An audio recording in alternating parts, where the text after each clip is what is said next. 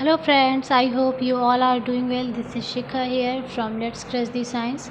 So friends, हम अब नया सेशन स्टार्ट करने वाले हैं जो कि हम क्लास 6 की हमने एनसीईआरटी को ख़त्म कर लिया है। अब हमारा क्लास 7 का एनसीईआरटी चलेगा जिसमें हम चैप्टर नंबर 1 को डिस्कस करने वाले हैं, जिसमें हम डिस्कस करेंगे न्यूट्रिशन इन प्लांट्स, जो कि हमारा पहला लेसन है, जिसमें हम बहुत मोड ऑफ न्यूट्रिशंस के बारे में पढ़ेंगे, जो कि प्लांट्स में किस तरीके से आखिर वो अपना फूड प्रिपेयर करते हैं।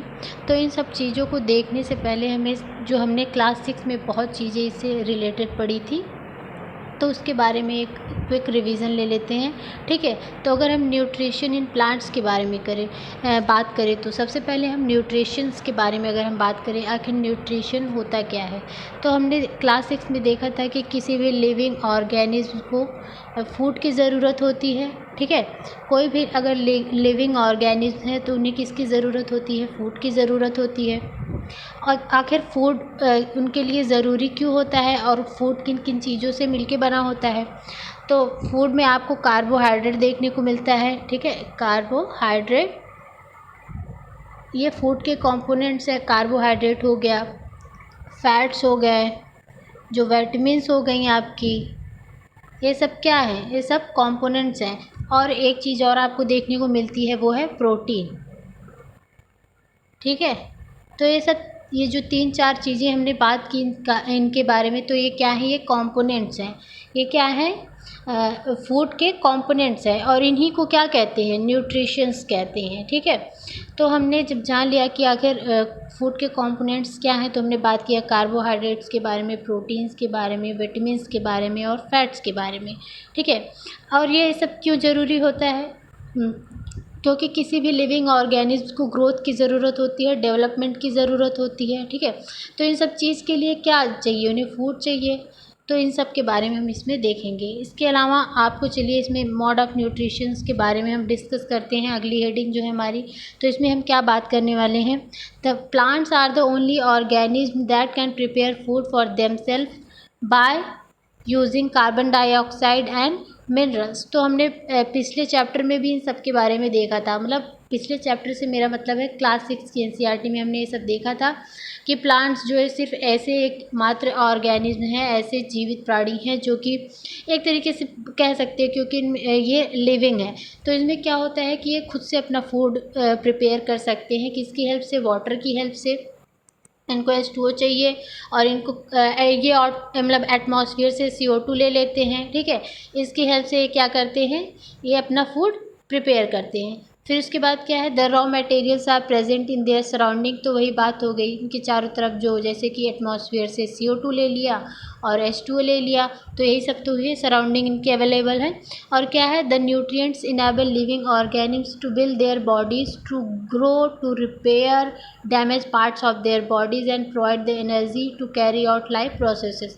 ठीक है, तो क्या होता है कि अगर किस न्यूट्रिएंट्स की क्या है, ये कोई भी लिविंग ऑर्गेनिज्म है, जैसे कि उनकी बॉडी को उनकी बॉडी में कोई भी अगर ग्रोथ नहीं हो रही, तो समझ लीजिए कि उन लैकनेस ऑफ न्यूट्रिएंट्स है ना, यानी कि उनकी बॉडी को ग्रो करने के लिए और कहीं चोट लगी है तो उनको रिपेयर करने के लिए, हाँ, और उन्हें एनर्जी प्रोवाइड करने के लिए, और उनकी जो लाइफ, जो उनके डेली लाइफ में जो कार्य करने की शक्ति है, उनको बनाए रखने के लिए उन्हें फूड की ज़रूरत होती है, न्यूट्रिएंट्स की ज़रूरत होती है। Nutrients is the mode of taking food by an organism and its utilization by the body. तो न्यूट्रिशन बेसिकली एक मोड ऑफ टेकिंग फूड है। ठीक है, किसी ऑर्गेनिज्म के द्वारा, जो कि उसका वो यूटिलाइजेशन करता है अपने बॉडी के लिए। और क्या होता है, the mode of nutrition in which organism make food themself from a simple substance is called autotrophics. Auto का मतलब होता है सेल्फ, ट्रॉप्स मतलब होता है नरिशमेंट, यानी कि सेल्फ नरिशमेंट की प्रोसेस मतलब जिन भी ऑर्गेनिज्म में होती है उन्हें हम ऑटोट्रॉपिक्स कहते हैं। ठीक है, ऑटोट्रॉपिक जैसे कि प्लांट्स। ठीक है, therefore plants are called autotrophs, इसीलिए प्लांट्स को ऑटोट्रॉफ्स कहते हैं। Animal and most other organism take in food prepared by plants. जब हम लोग जैसे कि एनिमल्स हुए, ह्यूमन बीइंग हुए, ये सब क्या करते हैं, अपने फूड के लिए दूसरे पर डिपेंडेंट होते हैं। किस पर डिपेंडेंट होते हैं, प्लांट्स पर डिपेंडेंट होते हैं। ठीक है, और जो कार्निवोरस होते हैं वो क्या जो कोई भी मीट वीट खाने वाले होते हैं वो किस पे डिपेंडेंट होते हैं, किसी एनिमल पे डिपेंडेंट होते हैं, यानी कि किसी ना किसी पे हम लोग इंटर डिपेंडेंट है। और क्या बात करें तो दे आर कॉल्ड हेट्रोट्रॉप्स। हेट्रोज मतलब होता है अदर, यानी कि जो दूसरे पे डिपेंडेंट होते हैं उन्हें हम हेट्रोज कहते हैं। तो चलिए आगे मूव करते हैं। तो इसमें कैसे किस तरीके से फूड अपना प्रिपेयर करते हैं प्लांट्स, उनके बारे में बताया गया है। वो है फोटोसिंथेसिस, ठीक है, food making process in plants, ठीक है। Leaves are the food factories of plants. जो लीव्स होती हैं प्लांट्स की किसी, वो क्या है, फूड फैक्ट्री होती हैं, क्योंकि इन्हें किचन भी बोलते हैं किसी प्लांट का, क्योंकि जो कोई भी एक्टिविटी होती है फूड मेकिंग की वो इसके हेल्प के बिना नहीं हो सकती है, ठीक है। आगे देखते हैं क्या है। Therefore all the raw materials must reach the leaf, यानी कि जो कोई भी रॉ मटेरियल जैसे carbon dioxide, water, mineral, chlorophyll तो लीव्स में होता है, ठीक है। ये सब चीज़ें कहाँ तक पहुँचनी चाहिए, लीव्स तक पहुँचनी चाहिए। Water and minerals present in the soil are absorb by the roots and transported to the leaves. जो वाटर और मिनरल्स होते हैं वो सॉइल में प्रेजेंट होते हैं, वो रूट्स के द्वारा एब्जॉर्ब कर लिए जाते हैं, देन उसको ट्रांसपोर्ट कर दिया जाता है लीव्स को। इसको ट्रांसपोर्ट करने के लिए वेसल्स होती हैं, जिन्हें अब जब आप हायर क्लासेस में जाओगे तो वहाँ पे देखोगे इनके फर्दर 2 डिवीज़न होते हैं। जो फूड को ले जाने के लिए अलग वेसल्स होती है और वाटर को ले जाने के लिए अलग, यानी कि मिनरल को ट्रांसपोर्ट करने के लिए अलग और वाटर को अलग होती है।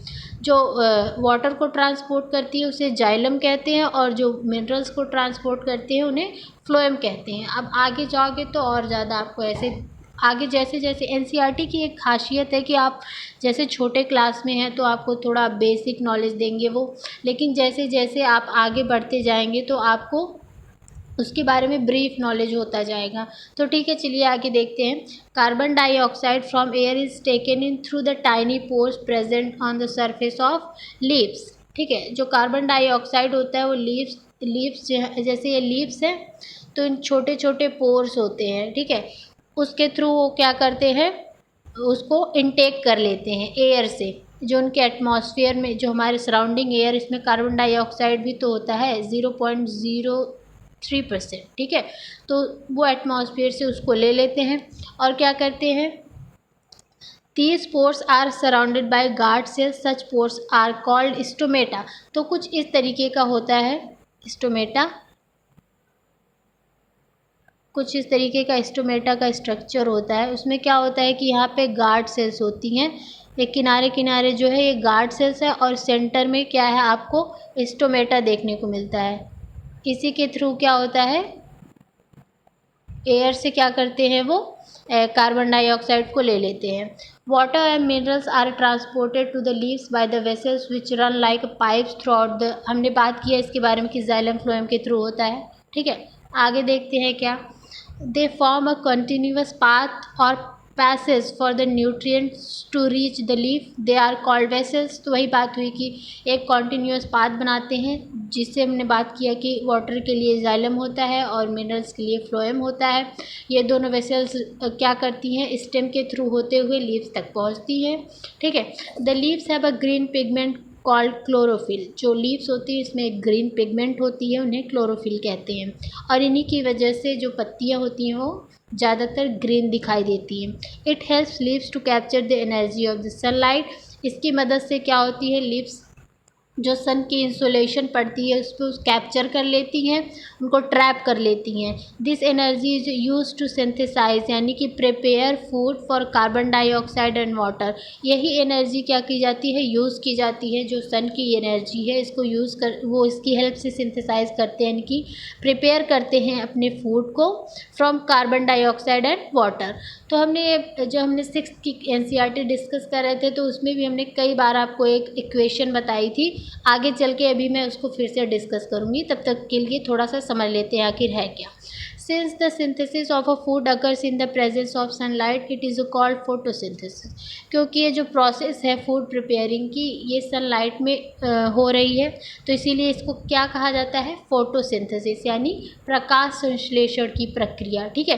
प्रकाश संश्लेषण की प्रक्रिया यानी कि photosynthesis. Beside leaves photosynthesis also takes place in other green parts of the plant. ठीक है, ये कोई ज़रूरी नहीं है कि लीव्स में ही हो, क्योंकि बहुत अलग अलग वेरिएशन प्लांट्स में देखने को मिलता है, आपको डाइवर्सिटी देखने को मिलती है प्लांट्स में। तो कुछ प्लांट्स होते हैं जिनके लीव्स नहीं होती हैं, तो सोचिए उनमें कैसे फोटोसिंथेसिस की प्रोसेस होती है। तो उनमें जो उनका ग्रीन स्टेम होता है, उनके ग्रीन ब्रांचेज होते हैं, उनके थ्रू फोटोसिंथेसिस की प्रोसेस क्या होती है, चलती है। The desert plants have scale और spine like leaves to reduce loss of water by transpiration. तो ट्रांसपिरेशन की जो डेजर्ट में प्लांट्स पाए जाते हैं, रेगिस्तान में, क्योंकि वहाँ पानी की बहुत कमी होती है।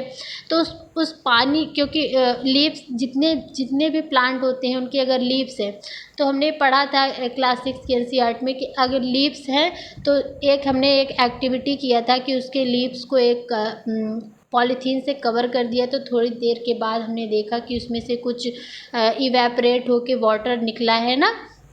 तो इससे हमें पता चला था कि जो लीव्स होती है वो ट्रांसपिरेशन यानी कि वाटर को क्या करती हैं, एटमॉस्फेयर में रिलीज़ करती हैं। ठीक है, तो इस रेट को कम करने के लिए, क्योंकि डेजर्ट में वैसे ही पानी की कमी है, तो एक प्लांट है उसको पानी इतना नहीं अवेलेबल है वहाँ पे वाटर। ठीक है, अपने आप को उस कंडीशन में एक अपने लिए एक फेवरेबल कंडीशन क्रिएट करने के लिए वो क्या करते हैं, उनके वो जो लीव्स होती हैं वो स्पाइन में कन्वर्ट हो जाती है, मतलब कटीले हो जाते हैं। और क्या होती है, तो उससे जो लॉस ऑफ वाटर होता है उसका वो रिड्यूस हो जाता है, यानी कि पानी उतना ज़्यादा मात्रा में इवेपरेट नहीं हो पाता है। तो उसको उस एटमॉस्फेयर में रहने के लायक उसको उस क्लाइमेट को वो अडॉप्ट कर लेता है। ठीक है, these plants have green stems which carry out photosynthesis. और जो उसके पास ग्रीन स्टेम है, ठीक है, तो उसके थ्रू वो फोटोसिंथेसिस की प्रोसेस उसमें चलती है। Sun is the ultimate source of energy for all living organism. तो आप सोच सकते हैं कि सारी जो अभी तक हमने प्रोसेस देखी वो सन की लाइट में ही पॉसिबल हो पाया है। अगर सन के रेज नहीं होंगी तो प्लांट्स नहीं होंगे, और अगर प्लांट्स नहीं होंगे तो और उसके अलावा तो आप ह्यूमन बीइंग्स की बात ही नहीं सोच सकते, उनके बारे में सोच ही नहीं सकते। ह्यूमन के बारे में नहीं सोच सकते आप, और किसके बारे में नहीं सोच सकते, एनिमल के बारे में नहीं सोच सकते। यानी कि हम लोग कहीं ना कहीं प्लांट पे रिलाई करते हैं, एनिमल भी कहीं ना कहीं प्लांट पे रिलाई करते हैं।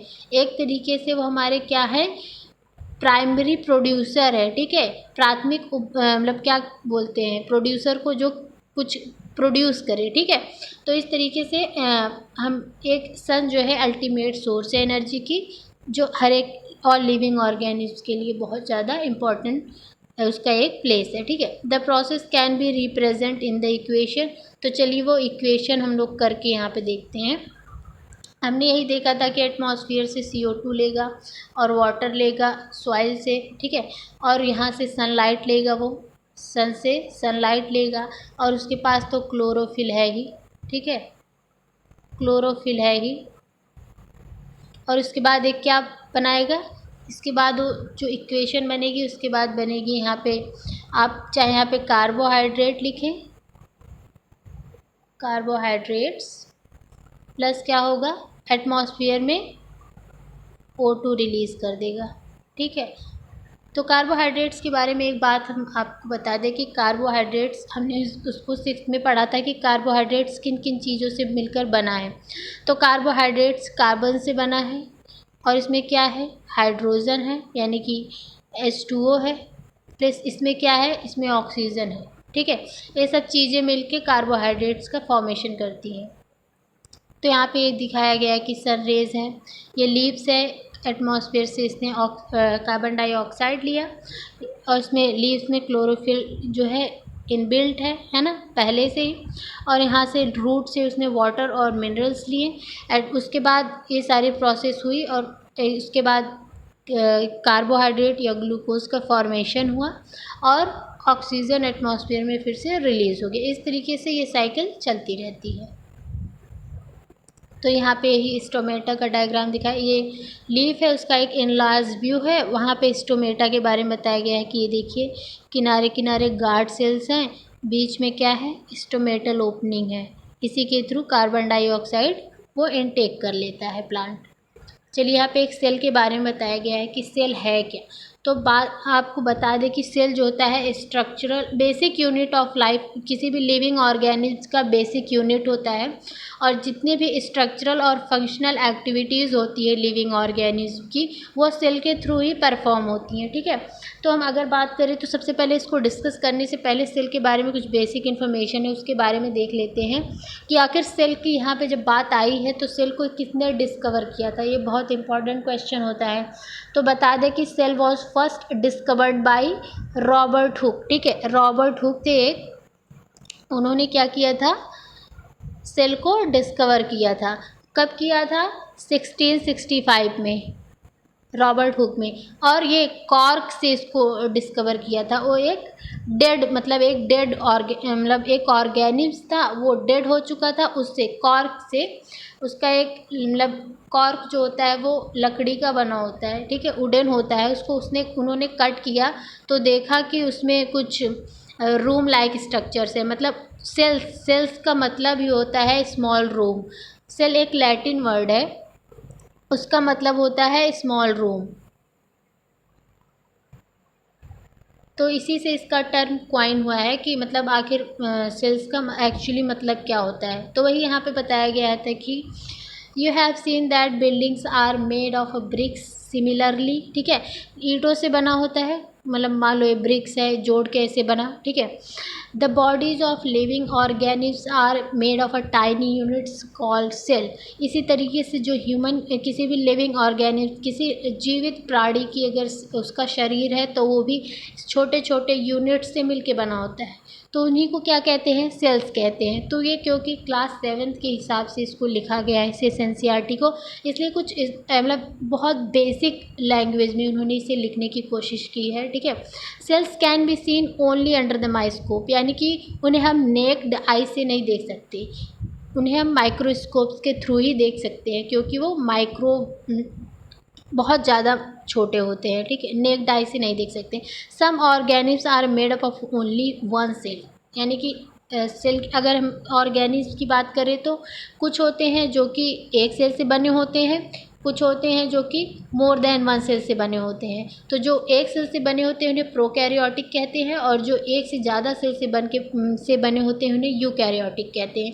ये सब जब आप आगे जाओगे तो हाँ यह आपको देखने को मिलेगा। जैसे कि हमने पहले डिस्कस किया कि आप जैसे कि 6th में हमने इसका थोड़ा सा पार्ट पढ़ा था, फिर 7th में हम उससे थोड़ा ब्रीफ पढ़ रहे हैं, ऐसे 8th में जाएंगे तो कुछ और ज़्यादा इसका ब्रीफ देखने को मिलेगा। ऐसे ऐसे आगे जाएंगे आप तो आपके सारे डाउट्स जो हैं क्लियर होते जाएंगे। ठीक है, the cell is enclosed by a thin outer boundary. जो सेल होता है एक थिन आउटर बाउंड्री होती है उसकी, उसमें वो घिरा होता है। कॉल द सेल मेम्ब्रेन, उन्हें क्या कहते हैं? सेल मेम्ब्रेन कहते हैं। Most cells have a distinct centrally located spherical structure called nucleus. जो क्या होते हैं, ये जो आपने सेंटर में देख रहे हो ये न्यूक्लियस है, देखो यहाँ पे दिखाया गया है, ये न्यूक्लियस है। इसके अलावा the nucleus is surrounded by a jelly like substance called cytoplasm. जो न्यूक्लियस होता है वो किनारे किनारे कुछ जेली लाइक सब्सटेंस से सराउंडेड होता है, उन्हें हम क्या कहते हैं? साइटोप्लाज्म कहते हैं। यानी कि बेसिकली अगर हम देखें तो सेल का एक स्ट्रक्चर, यहाँ पे उसका एक पार्ट आपको न्यूक्लियस देखने को मिलेगा, साइटोप्लाज्म देखने को मिलेगा, सेल मेम्ब्रेन देखने को मिलेगा। ठीक है, इन सब के बारे में यहाँ पे बताया गया है। तो चलिए आगे देखते हैं। The leaves other than green also have chlorophyll. अगर कोई लीव्स, मान लो यहाँ पे कुछ पत्तियों के बारे में बताया, लीव्स के बारे में बताया गया है कि अगर कोई लीव्स है उनके जो वो ग्रीन नहीं दिखाई दे रही हैं, तो इसका मतलब ये नहीं है कि उसमें क्लोरोफिल नहीं है, उसमें भी क्लोरोफिल होता है। The large amount of a red, brown and other pigments mask the green colour photosynthesis takes place in this leaves also. ठीक है, अगर इस सब के अलावा अगर रेड कलर की कोई लीव्स है, ब्राउन है, या फिर अदर किसी पिगमेंट की हैं, तो उसमें भी फोटोसिंथेसिस की प्रोसेस जो होती है प्रकाश संश्लेषण की प्रक्रिया उसमें भी होती है। यू ऑफन सी मतलब slimy green patches in ponds or stagnant water bodies. अगर कोई पानी देखा होगा आपने, किसी तालाब में आपने देखा होगा कि कुछ ग्रीन पैचेस देखने को मिलते हैं ना। और इसके अलावा आपने देखा होगा कि जो कहीं पानी रुका हुआ है तो वहाँ पे भी कुछ ग्रीन ग्रीन देखने को मिलता है। वो सब क्या है, वो सब भी एक तरीके से These are generally formed by the growth of organisms called algae। उन्हें algae कहते हैं। और algae में क्या, इनमें भी photosynthesis की process होती है। Can you guess why algae are green in color? तो आपको पता है कि chlorophyll की वजह से वो green होता है। They contain chlorophyll which gives them the green color। उन्हें वो जो green color है वो chlorophyll provide करता है, chlorophyll की वजह से होता है। Algae can also prepare their own food by photosynthesis। तो हमने ये सब देख ही लिया कि आखिर उसमें क्लोरोफिल है तो फोटोसिंथेसिस की प्रोसेस तो होनी ही है। ठीक है, चलिए यहाँ पे देखते हैं synthesis of synthesis of plants food other than carbohydrates. आखिर हमने तो अभी तक कार्बोहाइड्रेट्स के बारे में ही पढ़ा है कि प्लांट्स क्या होते हैं, वो कार्बोहाइड्रेट्स तो बना लेते हैं, लेकिन और सब चीज़ें वो कैसे बनाते हैं तो उनके बारे में यहाँ पे देखते हैं हम। Carbohydrates are made of a carbon, hydrogen and oxygen. तो इसके बारे में हमने देख ही लिया है कि जो मेनली कार्बोहाइड्रेट होता है वो किन किन चीज़ों से मिलकर बना होता है। इसमें कार्बन होते हैं, हाइड्रोजन और ऑक्सीजन होता है। फिर इसके अलावा these are use to synthesize other components of a food such as a proteins and fat. इन्हीं से कार्बोहाइड्रेट्स की हेल्प से ही क्या होता है, प्रोटीन और फैट का भी निर्माण होता है। But protein are a nitrogenous substance which contain nitrogen. लेकिन अब प्रोटीन की बात करें तो जैसे कि हमने देखा कि कार्बोहाइड्रेट कार्बन, हाइड्रोजन, ऑक्सीजन से बना है, ऐसे जो प्रोटीन होता है उसमें नाइट्रोजनस सब्सटेंस होता है। ठीक है, यानी कि उसमें नाइट्रोजन होता है। लेकिन हमने एक बात बहुत अच्छे से पढ़ी है कि from where do the plant obtain nitrogen. आखिर इन्हें नाइट्रोजन कहाँ से मिलता है, तो हमने देखा कि हमारे एटमॉस्फेयर में लगभग 78% नाइट्रोजन है। लेकिन ये डायरेक्टली एटमॉस्फेयर से, जैसे कार्बन डाइऑक्साइड को एटमॉस्फेयर से ले लेते थे, उस तरीके से नाइट्रोजन को एटमॉस्फेयर से नहीं एक्वायर कर सकते हैं। इसके लिए इनको सॉइल की हेल्प लेनी पड़ेगी। ठीक है, soil has certain bacteria that convert gaseous nitrogen into usable form of and release it into the soil. Soil के पास कुछ ऐसे बैक्टीरियाज होते हैं, उस पर आप पढ़ेंगे साइनोबैक्टीरिया के बारे में आगे। तो उसमें आपने देखा जो साइनोबैक्टीरिया होते हैं, जैसे राइजोबियम क्या करता है, राइजोबियम में एक खास बात ये होती है कि वो सॉइल से नाइट्रोजन को नाइट्रेट में कन्वर्ट करके, कुछ लेग्यूमिनस प्लांट्स होते हैं जैसे पी हुआ, ग्राम हुआ, इन सब में क्या होते हैं, इन्हें लेग्यूम्स बोलते हैं, लेग्यूम्स प्लांट बोलते हैं। तो इन प्लांट्स की हेल्प से वो क्या करता है, उसको एटमॉस्फेरिक नाइट्रोजन को नाइट्रेट में कन्वर्ट कर देता है। यानी कि नाइट्रेट मतलब वही यूजेबल फॉर्म एंड जो प्लांट्स उसको ले सके। ठीक है, और उसको release it into the soil, और उसे सॉइल में रिलीज कर देता है ताकि उसको वहाँ से वो प्लांट अपने फ्लोएम के थ्रू लीव्स तक ट्रांसफ़र कर सके। These are absorb by the plants along with water. वही हमने बात कर लिया। Also you might have seen farmers adding fertilizers rich in nitrogen to the soil. तो आपने देखा होगा NPK, नॉर्मल मैं बता देती हूँ, इसमें नाइट्रोजन, फॉस्फेट और पोटेशियम होता है। तो क्या करते हैं, इसको जनरली जो फार्मर्स होते हैं अपने खेतों में डालते हैं। इससे क्या होता है कि उनकी जो सॉइल होती है वो फर्टाइल बनती है। तो वही कुछ प्लांट्स होते हैं, क्योंकि सभी प्लांट्स में ये वाला फीचर नहीं होता है कि वो नाइट्रोजन को, एटमॉस्फेरिक नाइट्रोजन को नाइट्रेट में कन्वर्ट कर पाए। ये कुछ जो लेग्यूम्स प्लांट होते हैं, लेग्यूमिनस प्लांट होते हैं, उनके पास ये फीचर होता है। तो ऐसे आप सोचें कि और अलग अलग क्रॉप्स को, उनको कैसे ये नाइट्रोजन मिल पाएगा, तो उनको ये नाइट्रोजन क्या होती है, अलग से फर्टिलाइजर्स के थ्रू ऐड करता है, जो फार्मर उसको ग्रो करता है। In this way the plants fulfil their requirement of nitrogen along with the other constituents. तो और जो कुछ भी उसको चाहिए होता है, इसके हिसाब से वो उसका ये रिक्वायरमेंट फुलफिल हो जाता है। Plants can then synthesize protein and vitamin. तो इसके बाद उनमें प्रोटीन और विटामिन का निर्माण हो जाता है।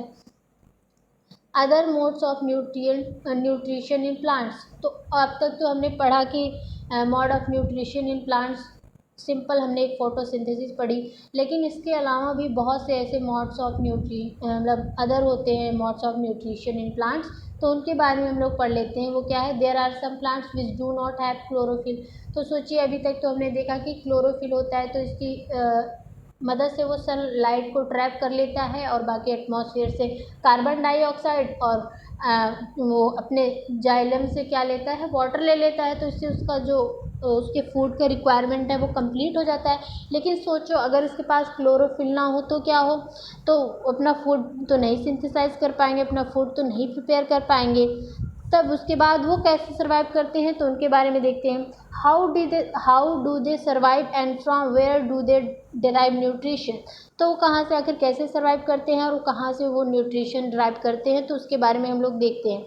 ठीक है, like humans and animals, such plants depend on the food produced by other plants.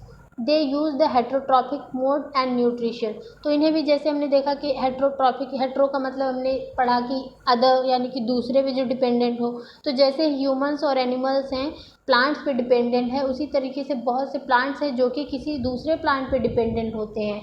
उनके पास क्लोरोफिल नहीं होता है तो उनमें जो फूड प्रिपरेशन वाली प्रोसेस है वो नहीं हो पाती है। ऐसे ही एक एग्जांपल है कैस्कुटा, इसे हम नॉर्मली बोलते हैं अमरवेल। ये क्या होता है, इनके पास क्लोरोफिल नहीं होता है। ये क्या करते हैं, रेडीमेड फूड लेते हैं। कहाँ से, कोई प्लांट होता है उस पर क्लाइंबर्स की तरह होते हैं। आपने देखा हो कि बहुत से पेड़ पे एक क्लाइंबर्स की तरह चढ़े होते हैं दूसरे पेड़, लता के फॉर्म में, है ना, क्लाइंबिंग, जिन्हें क्लाइंबर कहते हैं। वो क्या करते हैं, उन्हीं से एक पैरासाइट के रूप में उन पे रहते हैं, यानी कि उनके ऊपर वो निर्भर करते हैं। The plant on which it climbs is called the host. और जिस पे ये चढ़े होते हैं उन्हें क्या कहते हैं, उन्हें होस्ट कहते हैं, क्योंकि वो उनसे फूड ले रहे हैं ना। Since it deprives the host of valuable nutrients, क्योंकि उसका वैल्यूएबल न्यूट्रिएंट्स तो वो ले रहे हैं ना as a food. Cuscuta is called the parasite. जैसे आपने आपको एक आपकी इंफॉर्मेशन को और थोड़ा बढ़ा देते हैं, उसमें है क्या कि कस्कुटा तो आपने एक प्लांट पैरासाइट का एग्जांपल देख लिया। इसी की तरह हमारे ह्यूमन बीइंग में भी बहुत से ऐसे, एनिमल्स में भी बहुत सारे पैरासाइट देखने को मिलेंगे। तो आपने लीचेस के बारे में सुना होगा, है ना, बेड बग के बारे में सुना होगा, है ना। बेड बग क्या होता है, पैरासाइट ही तो है।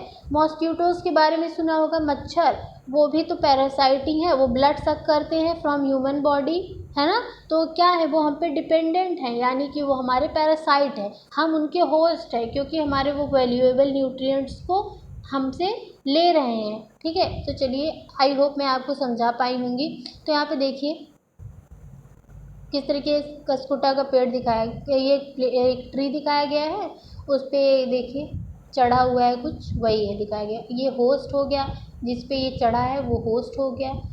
एज अ क्लाइंबर जिस पे चढ़ा है ये होस्ट हो गया और ये पैरासाइट हो गया। चलिए आगे मूव करते हैं, एक मिनट। हाँ, अब यहाँ पे हम देखने वाले हैं इंसेक्टिवोर्स के बारे में। आखिर इंसेक्टिवोर्स क्या होते हैं, जैसे पैरासाइट दूसरे पे डिपेंड करते हैं, ऐसे कुछ प्लांट्स होते हैं जिनमें क्या होता है, उनमें भी वही क्लोरोफिल नहीं होता है और वो होस्ट की तरह किसी पर क्लाइंब, क्योंकि वो क्लाइंबर नहीं है तो इसीलिए वो किसी पर क्लाइंब भी नहीं कर सकते हैं। तो इसके अलावा क्या है, वो क्या करेंगे तब, there are a few plants which can trap insects and digest them, है ना। ऐसे आपने वेनस फ्लाई ट्रैप के बारे में सुना होगा, है ना। तो क्या करते हैं, वो टीचर प्लांट यहाँ पे एग्जांपल दिया गया है। तो क्या करते हैं, क्योंकि ये इनके पास कोई ऐसा अदर मीडियम नहीं है कि फूड कैसे प्रिपेयर किया जाए, तो ये क्या करते हैं, इनके पास कुछ ऐसा फीचर होता है जो उसमें क्या करते हैं, किसी भी इंसेक्ट को ट्रैप कर लेते हैं, फंसा लेते हैं और उसको डाइजेस्ट कर जाते हैं। सच प्लांट्स में भी ग्रीन और सम ऑफ अदर कलर, ये ग्रीन कलर के भी हो सकते हैं, अदर कलर के भी हो सकते हैं। ऐसे एक है वेनस फ्लाई ट्रैप और एक है पिचर प्लांट। तो पिचर प्लांट के बारे में एनसीईआरटी में बताया गया है, तो उसी के बारे में डिस्कस कर लेते हैं। एक ऐसा होता है, ये जग लाइक स्ट्रक्चर है, is the modified part of the plant, यानी कि कुछ ऐसे होता है। ये डायग्राम नहीं बन पा रहा है, एक मिनट, कुछ ऐसे होता है। फिर ऐसे करके होता है, ऐसे कुछ लटके होते हैं। कोई भी कीड़ा इस पे बैठा तो इसको क्या करते हैं, अंदर की तरफ ले लेते हैं, नीचे चला जाता है। कुछ यहाँ पे फाइन हेयर लाइन स्ट्रक्चर होता है, इससे क्या होते हैं वो उसमें ट्रैप हो जाते हैं। इस तरीके से वो उसको फंसा के डाइजेस्ट कर जाते हैं। तो यहाँ पे आपको यहाँ पे दिखाया गया, inside the picture there are hair which are directed downwards, नीचे की तरफ होता है। When an insect land in the picture the lid closes and the trapped insect gets entangled into the hair, वो उसमें फंस जाता है हेयर में, और क्या होता है, the lid closes and the insect is trapped, उसका वो लिड बंद हुआ, इंसेक्ट ट्रैप हो गया। फिर क्या हुआ, the insect is digested by the digestive juice, उसमें कुछ डाइजेस्टिव जूस सिक्रेट करता है वो पिचर प्लांट, और उसके जो न्यूट्रिएंट्स है उसको एब्जॉर्ब कर जाता है। Such insect eating plants are called insectivorous plants, इन्हें पिचर प्लांट को इसीलिए इंसेक्टिवोरस कहते हैं। ठीक है, कीटभक्षी प्लांट। चलिए आगे यहाँ पे बताया गया, ये देखिए पिचर प्लांट है कुछ इस तरीके से, इसका लिड है, ये देखिए बड़ा सा दिखाया गया है, लीफ मॉडिफाइड इनटू पिचर, ये जो लीफ है मॉडिफाई होके क्या बन गई है, पिचर में कन्वर्ट हो गई है। अभी एक और हम लोग सेप्रोट्रॉप्स के बारे में पढ़ेंगे। आखिर सेप्रोट्रॉप्स हैं क्या, तो सेप्रोट्रॉप्स के पढ़ने के बारे में हम यहाँ पे देख लेते हैं। The mode of nutrition in which organism take in nutrients from a dead and decaying matter is called saprotrophic nutrients. यानी कि कोई भी अगर डेड या डिकेइंग मैटर है, जैसे कि अगर कोई रोटिंग फूड है ना, कोई बहुत दिनों से बारिश में रखा है या कहीं गीली जगह पे रखा है, तो डेड या डिकेइंग वाले एकदम पोजीशन पे पहुंच चुका है। डेड तो पहले ही हो चुका है क्योंकि वो वुड है, अब किसी कोई पेड़ तो है नहीं, तो उससे क्या हुआ कि वो उसमें कुछ ऐसा जो उसमें एक आपने वो देखा होगा ना, क्या बोलते हैं उसको, अब कभी कभी देखा होगा ये जो पिकल्स घर पे रखे होते हैं वो ख़राब होते हैं, या फिर कोई लेदर का क्लॉथ होता है तो इस पर कुछ वाइट वाइट ऐसा कुछ हो जाता है, तो वही सब क्या है, वो सब सेप्रोट्रॉफिक्स होते हैं। ठीक है, fungi also grown on pickles, leather, clothes and other articles that are left in a hot and humid weather.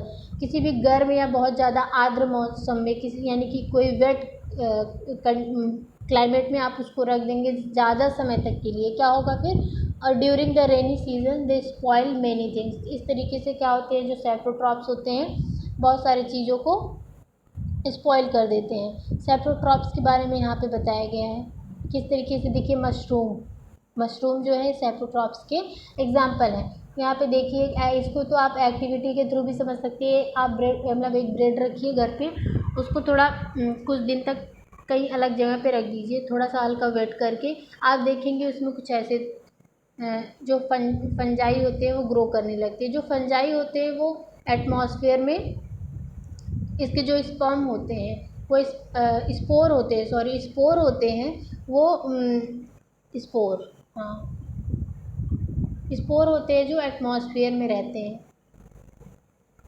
Symbiosis क्या होता है, सहवास। सिम्बायोसिस मतलब कुछ ऐसे मतलब ऑर्गेनिज्म होते हैं जो एक दूसरे पे डिपेंडेंट होते हैं, एक उसको शेल्टर प्रोवाइड करेगा, दूसरा उसको न्यूट्रिशन प्रोवाइड करेगा, तो उन्हीं के बारे में यहाँ पे बताया गया है। जैसे कि आपका फंजाई का एग्जाम्पल देखने को मिलेगा।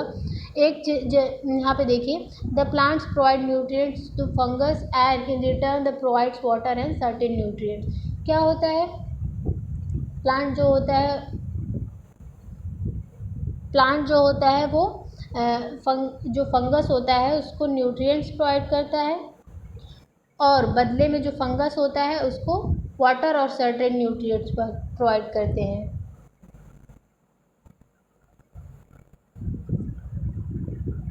Inorganisms called lichens, a chlorophyll containing partner which is an alga and a fungus live together। यानी कि जो लाइकेन है ना, एक इसमें लाइकेन दो चीज़ों से मिलके बना है, एक है एल्गा और एक क्या है, फंगस। एक क्या करता है, एल्गा क्या करेगा, एल्गा में क्लोरोफिल होता है ना, तो हमने देखा जिनके पास क्लोरोफिल होता है उनमें फोटोसिंथेसिस की प्रोसेस होती है, यानी कि ये इसको फूड प्रोवाइड करेगा, बदले में फंगस क्या प्रोवाइड करेगा, इसे शेल्टर प्रोवाइड करेगा। ठीक है। तो यानी कि लाइकेन सिम्बायोसिस का एक एग्जाम्पल है। ऐसे राइजोबियम बैक्टीरिया जो हमने बताया कि भी लेग्यूमिनस प्लांट्स के रूट्स में रहते हैं, इस तरीके से वो उनको एटमॉस्फेरिक नाइट्रोजन को नाइट्रेट में कन्वर्ट करता है, जो राइजोबियम बैक्टीरिया होता है ना। बदले में पेड़ उसको क्या प्रोवाइड कर रहा है, शेल्टर प्रोवाइड प्रोवाइड कर रहा है, मतलब रहने की जगह प्रोवाइड कर रहा है। तो वही बात बताई गई है। How nutrients are replenished in the soil, ठीक है। आखिर कैसे ये फिर से, कभी कभी होता है आप बहुत ज़्यादा फर्टिलाइज़र का यूज़ कर देते हैं तो वो अनफर्टाइल होता है, वो एरिया जो होता है अनफर्टाइल हो जाता है और उर्वरक हो जाता है, बैरन हो जाता है। लेकिन आप देखते हैं कि उसमें कुछ नाइट्रोजन, मतलब जो अभी हमने बात किया एनपीके, नाइट्रोजन, फॉस्फेट या पोटेशियम, ये सब फार्मर्स ऐड कर देते हैं तो क्या होता है, फिर से वो फर्टाइल हो जाता है, ठीक है। तो ही बताया गया आखिर कैसे फिर से, अगर उसकी अपनी उर्वरक क्षमता उसकी ख़त्म हो गई तो उसको फिर से किसी सॉइल को कैसे बेहतर बनाया जाए, ठीक है। सॉइल है, एल होगा यहाँ पे, ठीक है। We learn that through nitrogen gas is available in the plant in the air, 78% पढ़ा था हमने ना। Can not use it in the manner they can use carbon dioxide, यानी कि जैसे हम कार्बन डाइऑक्साइड का यूज़ कर लेते थे एटमॉस्फेयर से, प्लांट्स कर लेते थे, उस तरीके से हम नाइट्रोजन का यूज़ नहीं कर सकते।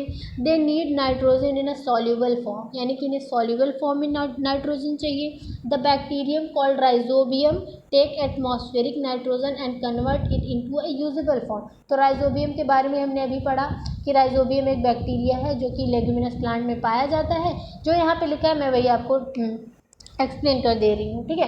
जो राइजोबियम बैक्टीरिया है वो लेग्यूमिनस प्लांट के जो होते हैं उनके रूट्स में पाया जाता है। वो एटमॉस्फेरिक नाइट्रोजन को नाइट्रेट में कन्वर्ट करके प्लांट को प्रोवाइड करता है, ठीक है।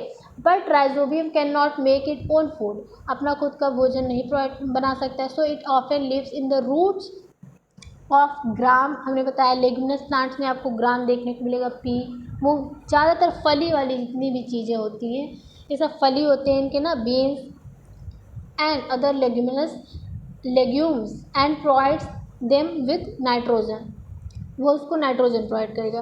फिर क्या होगा, in return the plants provide food and shelter to the bacteria, तो हमने इसके बारे में डिस्कस कर लिया। दे दस हैव अ सिम्बायोटिक रिलेशनशिप, यही क्या है, सिम्बायोटिक रिलेशनशिप है। This association is of great significance of for the farmers, ये अच्छे लक्षण है फार्मर्स के लिए। They can reduce the use of nitrogenous fertiliser with leguminous, यानी कि रिप्लेनिश करने के लिए क्या करें, अपने खेतों में एक सीज़न में क्या करें, 6-6 महीने में अक्सर क्रॉप जो होते हैं, क्रॉप को एक ही क्रॉप को नहीं मतलब ग्रो करें, अपने क्रॉप को चेंज करें। जैसे आपने वीट का लगाया है इस बार क्रॉप, तो अगली बार आप क्या करें, लेग्यूम्स लगाएं। नहीं, लेग्यूम्स और जो वीट है तो रबी की फसल है, तो इसको जैसे कि अलग अलग समय में अलग अलग चीज़ें उगा के देखें आप। लेग्यूमिनस प्लांट को लगाने से आपके जो अनफर्टाइल हो चुके हैं, बैरन हो चुके हैं आपके खेत, वो ठीक हो जाएंगे। आप उसमें अगर कोई और क्रॉप लगाएंगे तो उसके लिए उतना फर्टिलाइज़र का जो इंडस्ट्री में बनाई जाती है, मतलब आर्टिफिशियल तरीके से, उन फर्टिलाइज़र्स की ज़रूरत नहीं पड़ेगी। इस तरीके से इको फ्रेंडली, हमने पढ़ा था क्लास 6 में ना कि ये इको फ्रेंडली है, प्लस मतलब आपके पैसे भी नहीं लग रहे हैं और इन्वायरमेंट पॉल्यूट होने से भी बच जा रहा है। तो इस तरीके से आप मतलब एक होता है साइंटिफिक एग्रीकल्चर करें, वैज्ञानिक तरीके से खेती करना चाहिए। तो वही सब आप सीखेंगे यहाँ पे। तो आज के लिए इतना ही था। Thank you for watching guys. अगर वीडियो पसंद आया हो तो वीडियो को लाइक करें, शेयर करें। अगर चैनल पे नए हैं तो चैनल को सब्सक्राइब करें। तो फिर मिलते हैं अपने नए वीडियो में, तब तक के लिए धन्यवाद।